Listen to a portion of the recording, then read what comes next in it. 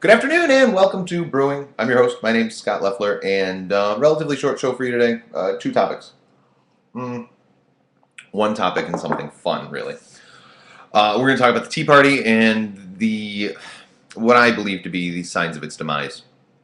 And the Huffington Post picked on the bird war. They completely mocked it. Obviously, they are non-believers. I like the Huffington Post. It's always entertaining to read. They do shift a little bit to the left. Although I went to the right here, right? But they go left. They're not what I would consider to be a fair and balanced news source. Although I do read them a lot because they're very interesting. Also, I follow Craig Kennelly rather closely because he's a local boy who interned at the Tonawanda News, one of the newspapers that I work for. And because he works for the Huffington Post, I follow him closely. He and I have talked about me actually doing HuffPost Live, which is similar to this, but with a much larger audience. I hope to do that someday in the future, although I need to get my ducks in a row or what have you. So, today's show is going to be pretty simple, just fairly short as well, because I don't have a lot to talk about, which is fine with me. It's Thanksgiving week. It's time to take it easy. And I'm sure a lot of people out there are taking it easy, probably shopping online or whatnot. Hopefully you've stopped shopping online just long enough to watch today's show live, because I do love having you. So just this morning, another Republican went down, not badly, but another Republican who was a sign of the Tea Party finally admitted defeat after the election.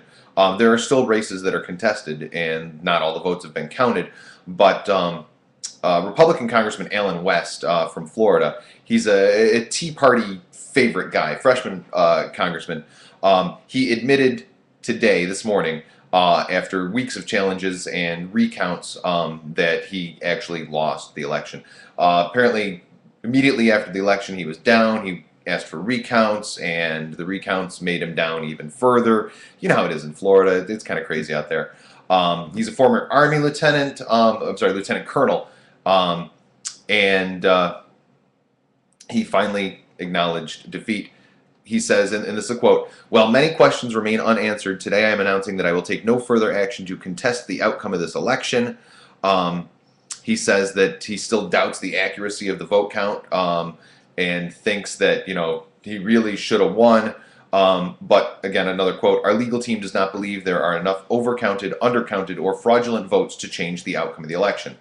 In other words, there's not enough votes that weren't counted, there's not enough votes that were overcounted, and there's not enough fraudulent votes, but he still doubts the veracity of the vote.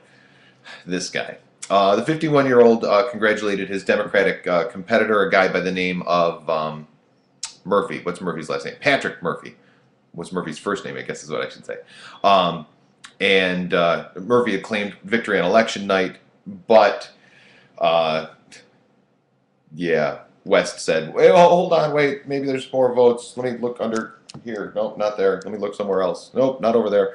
Murphy's only 29, which is pretty young to be a congressman, which I think is awesome, actually. I think we need younger people in Congress. I think we need younger people in positions of power in general, because they bring a new vibe that is greatly missing from politics as a whole. So if you're out there and you're young and you're watching and you're like, should I run? Shouldn't I run? Look, I'm not going to run for anything. I actually ran for office twice when I was younger, but those days are behind me. I've wisened up. I'm not doing it. But you should. If you're younger, you should run. If you're older than me, maybe not. I don't know. I guess I'm a child of the Nixon era, right? Never trust anyone over 38. I'm 38 now, so next year it'll be never trust anyone over 39. See what I'm saying? See how I did that there? West is still currently, he's one of only 2 black Republicans in the House of Representatives. There are over 200 Republicans in the House of Representatives. 2 of them are black. Less than 1% of House Republicans are black. I find that interesting.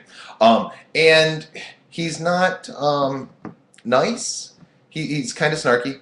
He called the president a low-level socialist agitator and said that people who vote for Obama, and this is a quote, this is a fun one, he called them a threat to the gene pool. Now, I do believe in threats to the gene pool, don't get me wrong. Do I believe that Obama supporters, by and large, are threats to the gene pool? No, not really. I think that society, by and large, is a threat to the gene pool, but that's not going to, change much. He actually said during his first term, he said that there are as many as 81 Democrats in the House of Representatives who are actually members of the Communist Party, although he never identified them. Really, the Communist Party? Does that even still exist? That's just like a fun little joke, isn't it? I don't know.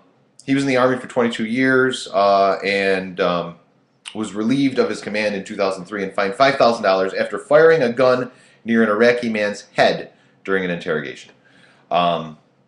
Initial election results showed Murphy leading by just under 2,000 votes. West challenged, and the vote lead expanded.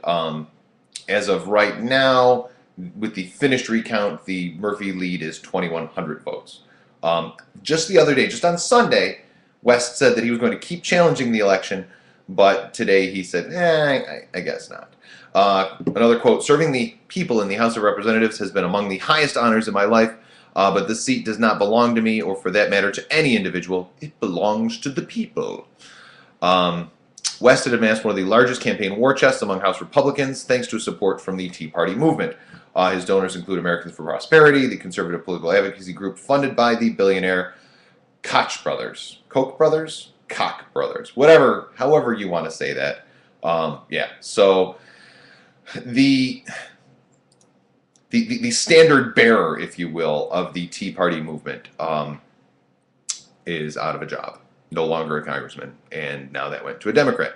So this to me is just another sign that the Tea Party is losing the battle for the mainstream Republican Party. As well they should. They are far too right. They are divisive. They are derisive. They are dismissive. They are flippant. They're bad. I don't like them at all. Funny story. You may or may not know this. When the Tea Party first started getting out, I thought it was a libertarian thing because they had presented it as a libertarian thing. And this happens a lot. Where they present something as a libertarian thing, or someone says they're libertarian, but they're really not libertarian. They're libertarian in the points that the libertarians agree with the Republicans, and then they're Republican in the points where the libertarians don't agree with the Republicans. And I was under the impression that the Tea Party movement was a genuine libertarian groundswell, and later learned that that was not the case. And as a result, I went to one Tea Party event, if you will, in 2009, and decided that it just wasn't the thing for me when they decided to show their overwhelming support for a local elected Republican who, in my opinion, is very much part of the problem. So when they said that, hey, this is our guy, I said, hey, this is not my party, I gotta go. So there were a lot of libertarians at that thing who are genuine libertarians. There are libertarians in the Tea Party, but it is for the most part radical Republicans. Because they differ on a lot of things that the libertarians believe. So I got out, whatever. One thing I do believe is that the bird war is real. Now, the Huffington Post apparently does not think that it's real. Apparently the Huffington Post thinks that the bird war is nothing but a joke. And this concerns me a great deal. Now, I have a video here that I'm going to show, which will explain to you just how much of a joke the Huffington Post thinks the bird war is. This is the only way I can show a video, by the way.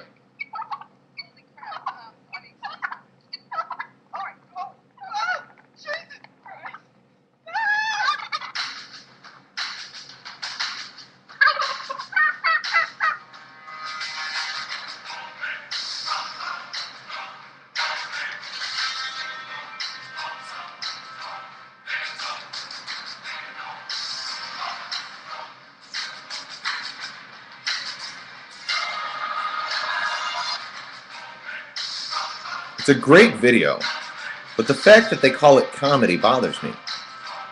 They call it satire, actually. They are satirizing? Saturating? I don't know what the word is I'm looking for. That was a good one.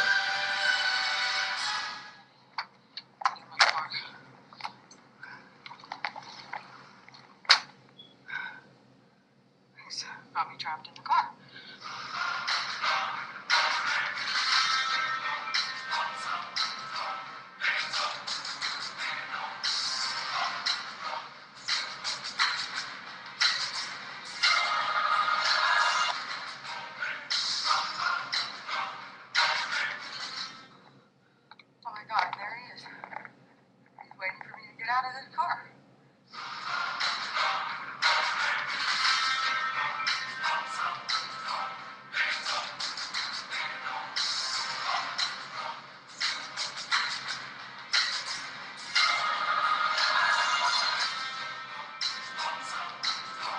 Turkeys are vicious. You should not mess with them. Look, they're attacking the government.